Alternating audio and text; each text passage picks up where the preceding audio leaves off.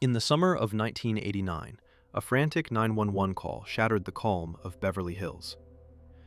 Two young men stood outside their family's mansion, their voices shaking as they told police their parents had been killed. To the outside world, the Menendez family seemed perfect, wealthy, successful, living in one of the most exclusive neighborhoods in America. But inside that mansion, something had been building for years. Something hidden behind closed doors, behind the smiles and the flawless image of privilege. As investigators began to peel back the layers of this story, they uncovered a web of fear, control, and silence that would soon divide the nation. The case of Lyle and Erik Menendez became one of the most infamous trials in American history. Not just because of what they did, but because of the question it left behind. Were they monsters driven by greed, or victims of a nightmare that no one believed? This is the story of the Menendez brothers, the truth behind the Beverly Hills murders.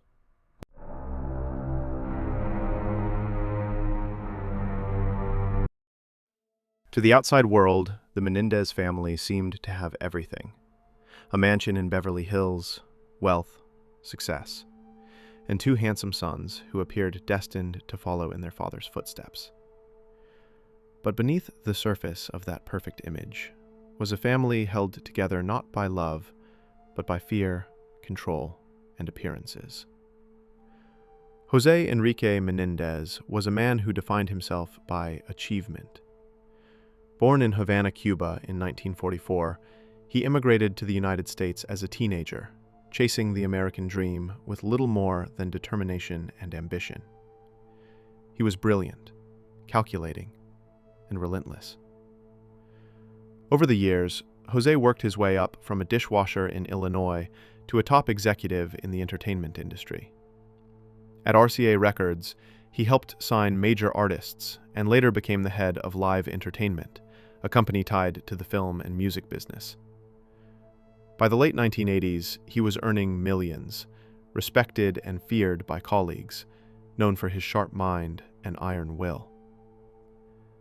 At his side was his wife, Kitty Menendez, a former teacher from Illinois who had once dreamed of an acting career. Those who knew her described her as warm and charming, but also fragile. Years of living under Jose's intense expectations had worn her down. She struggled with depression and anxiety, often relying on prescription medication to cope. Behind the gates of their mansion on Elm Drive, Kitty's once bright personality was slowly fading under the pressure of keeping up appearances. For their sons, Lyle and Erik, life was a contradiction. Outwardly, they were the golden boys of Beverly Hills, athletic, well-dressed, educated at elite schools, always seen driving the newest cars. But inside the family home, things were far from glamorous. Jose's obsession with perfection extended to every aspect of their lives.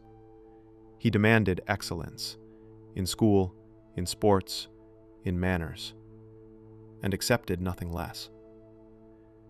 His sons weren't allowed to fail, and disobedience was met with humiliation or rage. Lyle, the older brother, was confident, outspoken, and ambitious, much like his father. But behind that confidence was a deep insecurity. He feared disappointing Jose, and often found himself imitating his father's aggressive drive for dominance. Erik, on the other hand, was more sensitive, quiet, and artistic. He played tennis, wrote screenplays, and longed for approval, especially from his mother. Together, they were caught in the middle of a household ruled by control, where affection was conditional and mistakes were unforgettable. Family friends sometimes noticed tension, but few dared to question it. To outsiders, the Menendez home was immaculate. Manicured lawns, luxury cars, and lavish parties. Inside, however, it was a house of silence. Arguments between Jose and Kitty grew more frequent. Jose's infidelities were an open secret, and Kitty's depression deepened. She had once been the emotional center of the family, but by the late 1980s, she had become withdrawn, distant, and bitter. Jose's dominance extended beyond his wife. He controlled every aspect of his sons' lives, their education, their finances, their social circles. Even their futures were planned without their input. He enrolled Lyle at Princeton and had grand expectations for Erik's career in tennis. When either failed to meet those expectations, the punishment was emotional and psychological. Lectures that could last hours, filled with insults and accusations of weakness. Over time, the brothers grew to resent their father's control, but also feared life without his approval. Despite the mounting tension, appearances had to be maintained. Family photos showed perfect smiles, expensive vacations, and coordinated outfits, the portrait of success. But behind those smiles were two sons who felt trapped in a life they didn't control, and parents who were emotionally unraveling. The mansion that once symbolized their triumph had become a gilded cage. Those closest to the family would later describe the Menendez household as a pressure cooker. Kitty's health declined further, and she began to drink heavily. Jose grew colder, focused entirely on his career and reputation. Lyle dropped out of Princeton after being accused of plagiarism, while Erik struggled with guilt and anxiety. They were young men raised in privilege, but emotionally lost, shaped by a home where fear and control had replaced warmth and trust.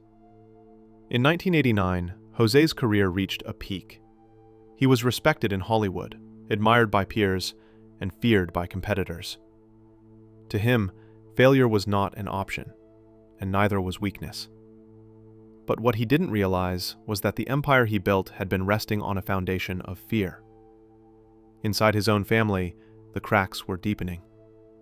The same determination that had made him powerful also made him blind to the emotional collapse happening under his roof. For Lyle and Erik, the distance between who they appeared to be and who they truly were was unbearable. They were trapped between loyalty and resentment, love and anger. The pressure to live up to their father's impossible standards and the growing chaos inside their home was reaching a breaking point. Every conversation felt like a confrontation. Every day felt like walking on glass. And by the summer of 1989, that fragile balance between image and reality was about to shatter forever. The perfect family that had embodied the American dream was standing on the edge of a tragedy that would shock the entire world.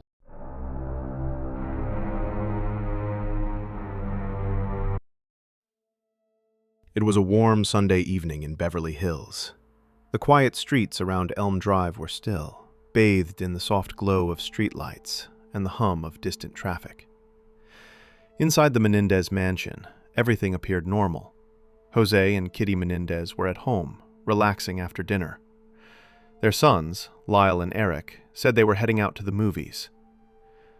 No one could have guessed that within hours, this house would become the center of one of the most shocking cases in American crime history.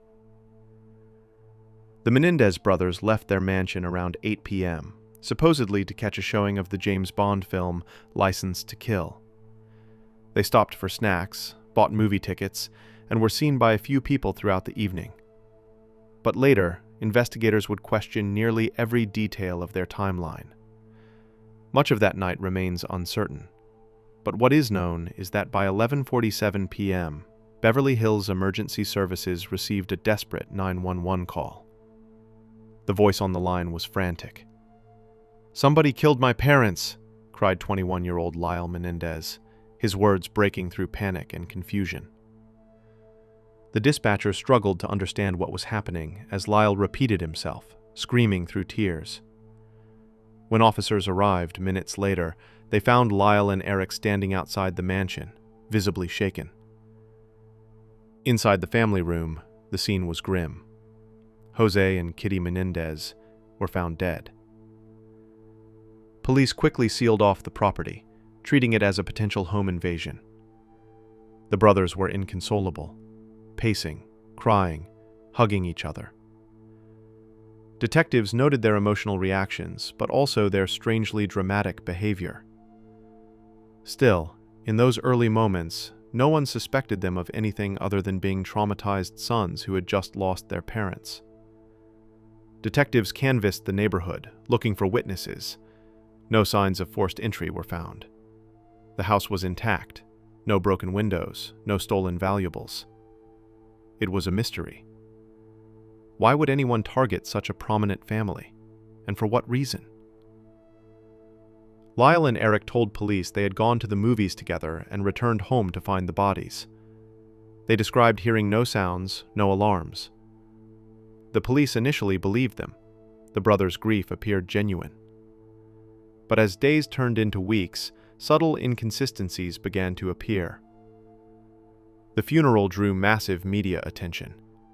Cameras surrounded the church as hundreds attended, including celebrities, executives, and neighbors.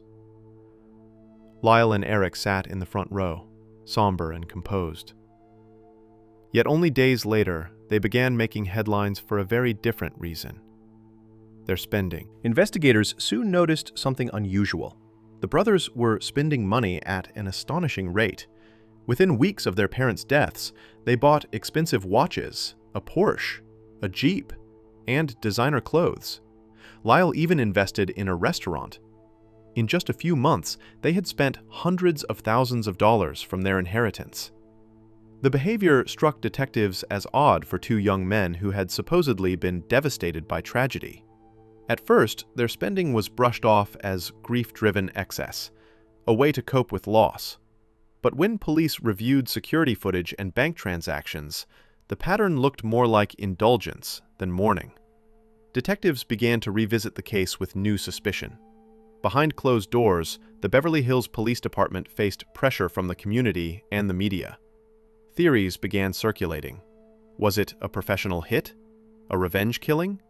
Or something far closer to home? Meanwhile, Lyle and Erik's public appearances grew stranger. They attended tennis tournaments, partied in Los Angeles, and seemed to enjoy their newfound freedom. Their behavior clashed with the image of grieving sons. The tabloids called them the Beverly Hills Playboys. Detective Les Zoller, who led the case, began re-examining every piece of evidence. The brothers' timeline didn't fully align with phone records and witness statements.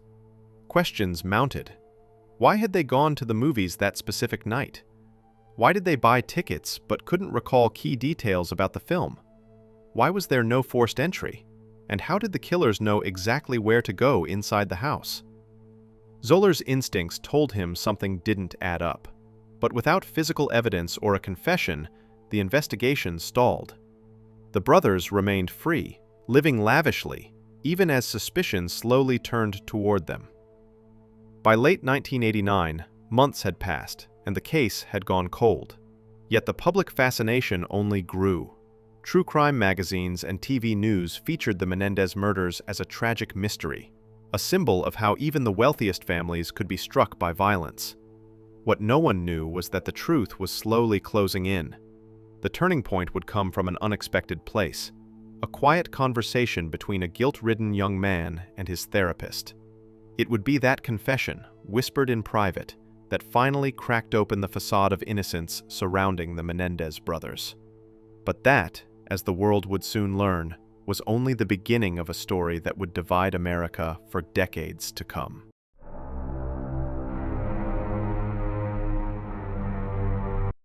As weeks turned into months, the investigation into the Menendez murders had reached a standstill.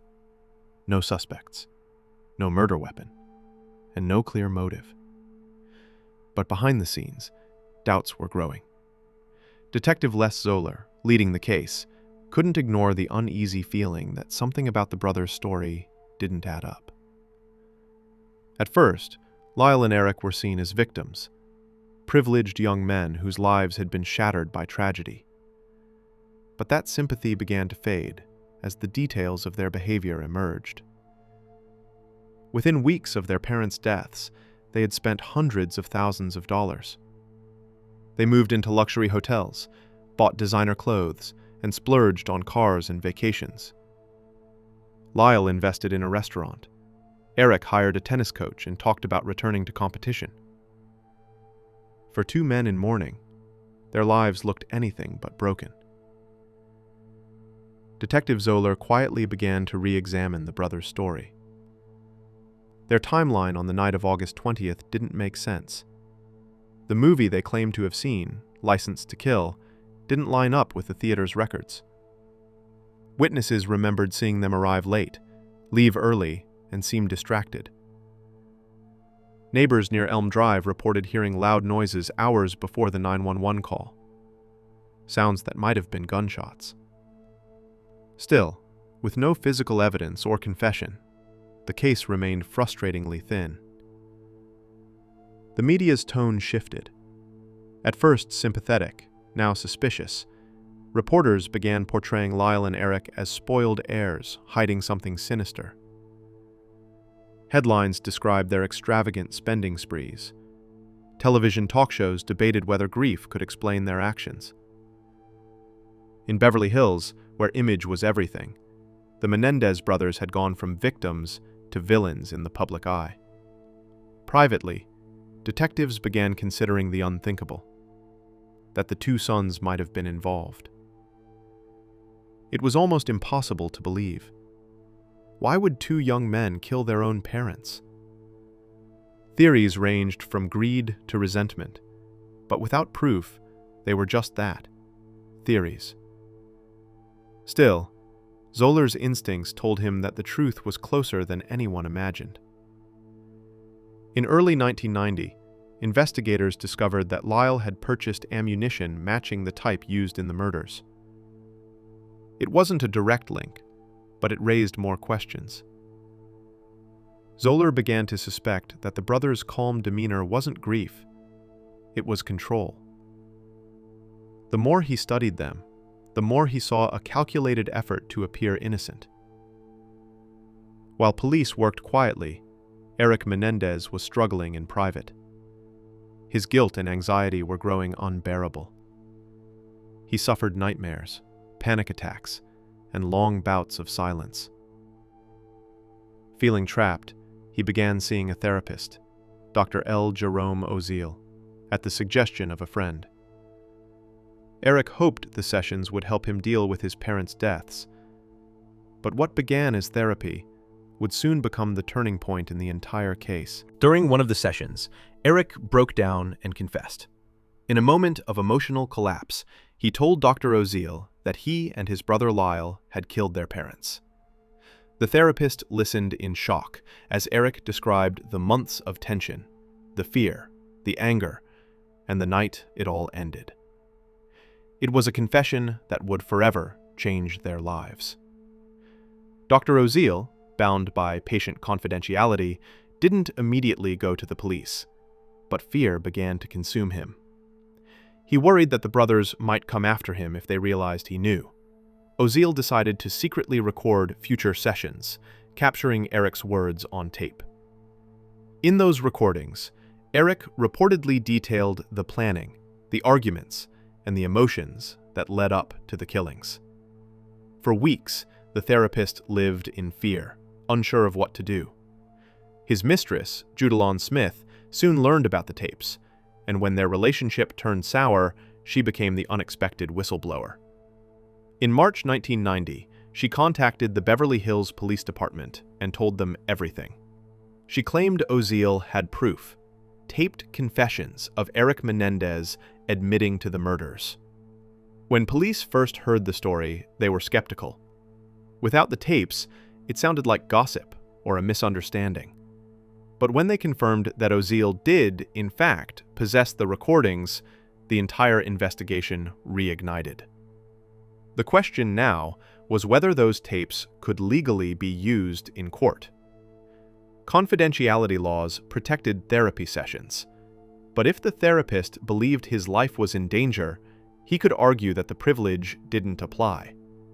After months of legal battles, the courts ruled that portions of the tapes were admissible as evidence. That ruling broke the case wide open. On March 8, 1990, Lyle Menendez was arrested at his Beverly Hills home. Erik, who had fled to Israel for a tennis tournament, returned days later and was taken into custody at Los Angeles International Airport. After nearly 7 months of uncertainty, the Menendez brothers were charged with the murder of their parents. The arrests shocked the nation. The idea that 2 well-educated young men from one of America's wealthiest neighborhoods could commit such an act was unthinkable.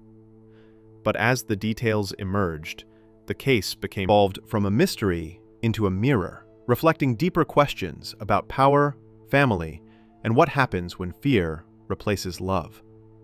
And while investigators had finally solved the case, the truth, as the trials would reveal, was far from simple. For behind every confession lies another story, one that the world would spend decades trying to understand.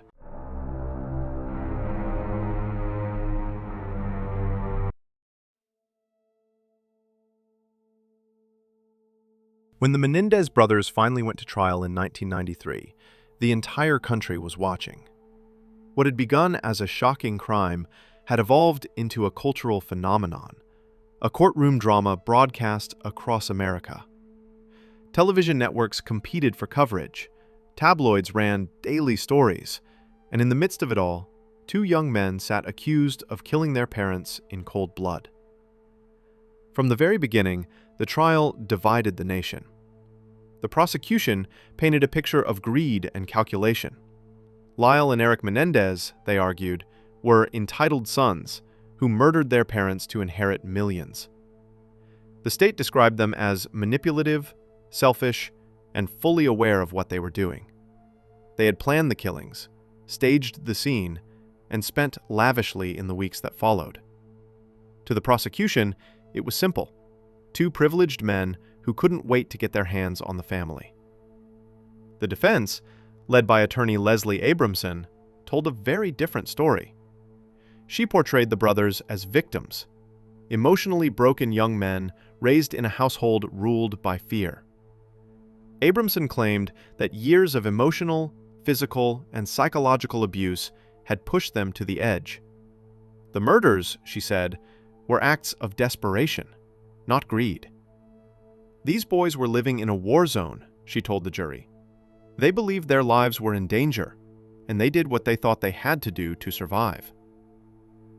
The courtroom became a theater of raw emotion.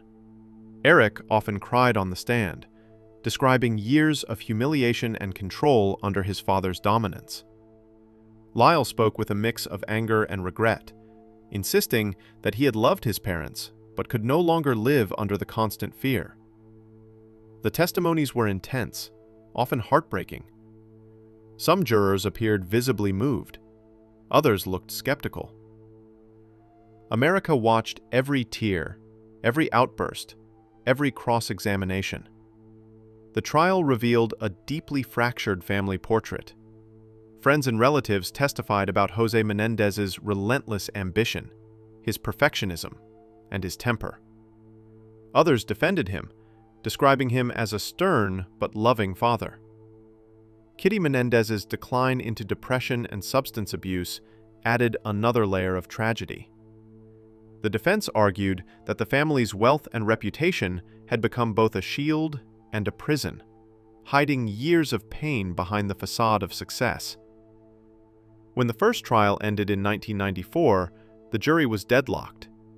Half believed the brothers acted out of fear. The other half saw them as murderers motivated by greed. The judge declared a mistrial, and the nation remained divided.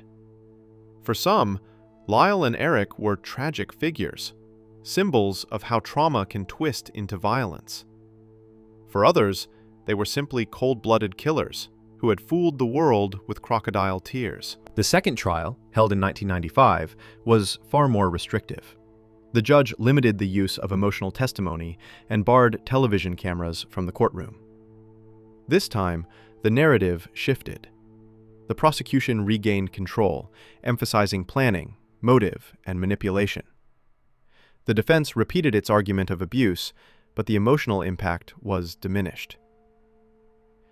In the end, the jury found both brothers guilty of first-degree murder. They were sentenced to life in prison without the possibility of parole. As the verdict was read, Lyle and Erik sat motionless. Their once glamorous lives, the cars, the mansions, the attention, were gone. They were now inmates, bound to the very system their wealth had once protected them from. Outside the courthouse, the crowd erupted. Some cheered, others wept. The Menendez story had finally reached its legal conclusion, but its cultural shadow was only beginning. In the years that followed, the Menendez brothers became a paradox in American history, both villains and victims, depending on who told the story. Their case inspired documentaries, books, and TV dramas. Public fascination never faded. In the early 2000s, as true crime media grew, the brothers became symbols of a new kind of notoriety. People whose entire lives had been consumed by a single act. Yet, as time passed, a new generation began to see their story differently. The rise of social media, podcasts, and re-examinations of the 1990s brought renewed attention. Younger audiences questioned whether the original trials had been fair.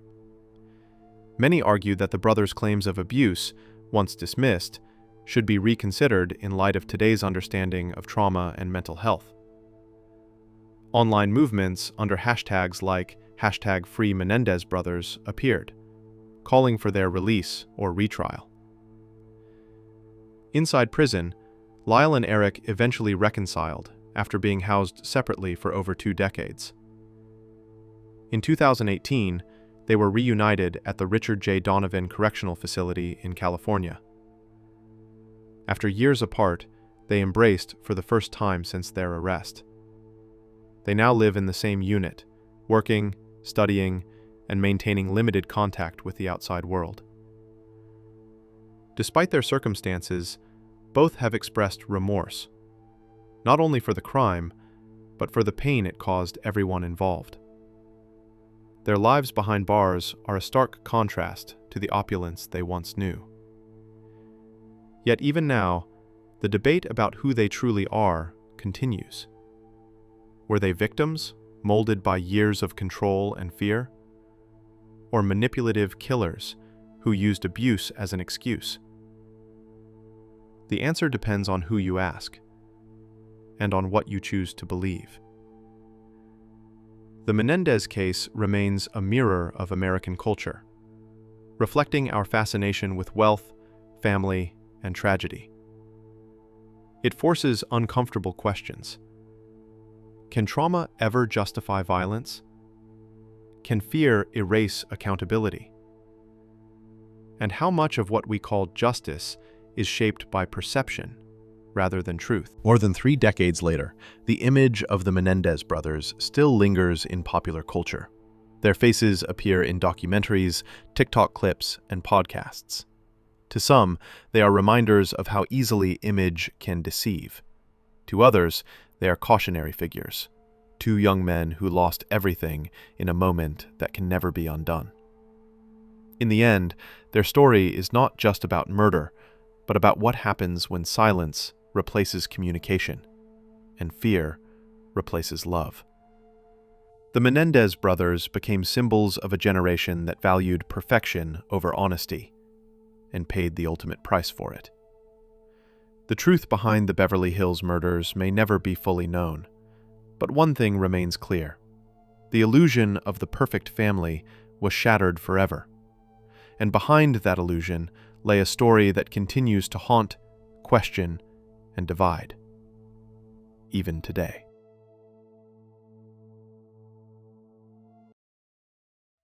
The story of the Menendez brothers is one that continues to echo through time, a tragedy born behind closed doors, where fear, control, and silence replaced love. It reminds us that no family, no matter how perfect they appear, is untouched by darkness. If you've made it this far, thank you. Your support means everything. The response to the previous episode was incredible, and it's what keeps this project alive. If you'd like to see more stories like this, don't forget to subscribe, leave a comment, and share your thoughts below. Every message, every view, every like helps this channel grow and reach more people who appreciate true stories told with care. Until next time, stay curious, stay safe, and thank you for watching Black Tapes.